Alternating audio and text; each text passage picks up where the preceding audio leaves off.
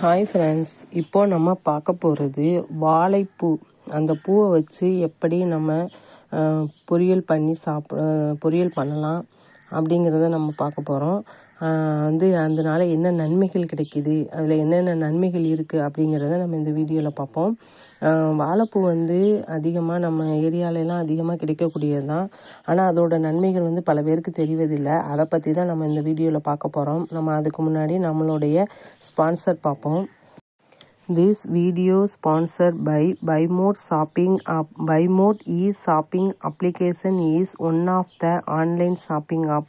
அப்படிங்கிற வெப்சைட் மூலியமாக நமக்கு வீட்டுக்கு தேவையான பொருட்கள் எல்லாமே கிடைக்கிது. நமக்கும் சரி, நம்மளுடைய ஃபேமிலி, ரிலேட்டிவ், ஃப்ரெண்ட்ஸ் எல்லாருக்குமே நம்ம ரெக்கமெண்ட் பண்ணலாம். இந்த BuyMode ஷாப்பிங் ஆப்பில் பொருட்கள் மிக தரமாகவும் குவாலிட்டியாகவும் விலை கம்மியாகவுமே நமக்கு கிடைக்கிது. வேணும்னா நம்மளுக்கு அதர் ஆன்லைன் ஜாப்பாகவும் இதையும் டிஃப்ரெண்ட் பண்ணி பார்த்துக்கலாம். இதில் நல்லாவே இருக்குது பொருட்கள். நானும் நிறைய திங்ஸ் வாங்கியிருக்கேன். நீங்களும் இதை வாங்கி யூஸ் பண்ணிக்கிறங்க. இதில் நமக்கு பொருள் நல்ல குவாலிட்டியாகவே இருக்குது, நல்ல தரமாகவும் இருக்குது, ஃபஸ்ட் குவாலிட்டியாகவும் இருக்குது.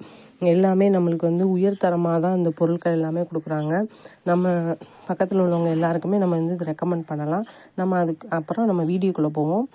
வாழைப்பூவில் எப்படி நம்ம பொரியல் பண்ணி சாப்பிடணும் அப்படிங்கிறத நான் சொல்ல போகிறேன். அந்த வாழைப்பூவை ஒன்று ஒன்றா எடுக்கணும். அந்த உதிரியாக எடுக்க போகும்போது அதில் நடுவில் ஒரு நார் இருக்கும். அதை நம்ம சாப்பிடக்கூடாது. அதை வெளியே எடுத்துட்டு அப்புறம் பொடிசாக கட் பண்ணி நம்ம வெங்காயம், கடுகு, உளுந்து, கருவேப்பிலை, காஞ்ச மிளகாலாம் போட்டு கொஞ்சமாக முருங்கைக்கீரையும் இதில் சேர்த்துக்கிறலாம்.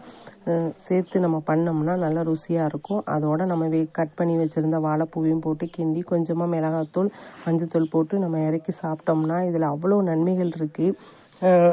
இது நம்ம வாழைப்பூவை பொரியல் பண்ணியும் சாப்பிட்லாம், கூட்டு வச்சு சாப்பிட்லாம். அதுக்கப்புறம் வாழைப்பூ வடை போட்டு சாப்பிட்லாம். என் குழந்தைக்கெலாம் வாழைப்பூ வடை போட்டு கொடுத்துருக்கேன், ரொம்ப பிடிக்கும் சொல்லுவாங்க. அது திரும்பி ஸ்கூல் லஞ்சுக்கு கூட கேட்பாங்க, அம்மா எனக்கு வாழைப்பூ வடை தாங்கம்மா அப்படிங்கிற மாதிரி. அதனால் நல்ல ருசியாக இருக்கும். நம்ம வாழைப்பூ அவ்வளோ நார் சத்து இருக்குது. அதனால் நம்ம உடம்புக்கு அதிகமான சத்துக்கள் கிடைக்கும். அந்த வாழைப்பூவை ஒன்று ஒன்றா எடுக்கணும். அந்த உதிரியாக எடுக்க போகும்போது அதில் நடுவில் ஒரு நார் இருக்கும். அதை நம்ம சாப்பிடக்கூடாது. அதை வெளியே எடுத்துட்டு அப்புறம் பொடிசாக கட் பண்ணி நம்ம வெங்காயம், கடுகு, உளுந்து, கருவேப்பிலை, காஞ்ச மிளகாலாம் போட்டு கொஞ்சமாக முருங்கைக்கீரையும் இதில் சேர்த்துக்கிறலாம்.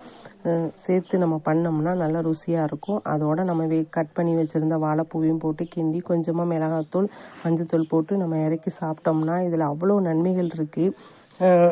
இது நம்ம வாழைப்பூவை பொரியல் பண்ணியும் சாப்பிட்லாம், கூட்டு வச்சு சாப்பிட்லாம். அதுக்கப்புறம் வாழைப்பூ வடை போட்டு சாப்பிட்லாம். என் குழந்தைக்கெலாம் வாழைப்பூ வடை போட்டு கொடுத்துருக்கேன், ரொம்ப பிடிக்கும் சொல்லுவாங்க. அது திரும்பி ஸ்கூல் லஞ்சுக்கு கூட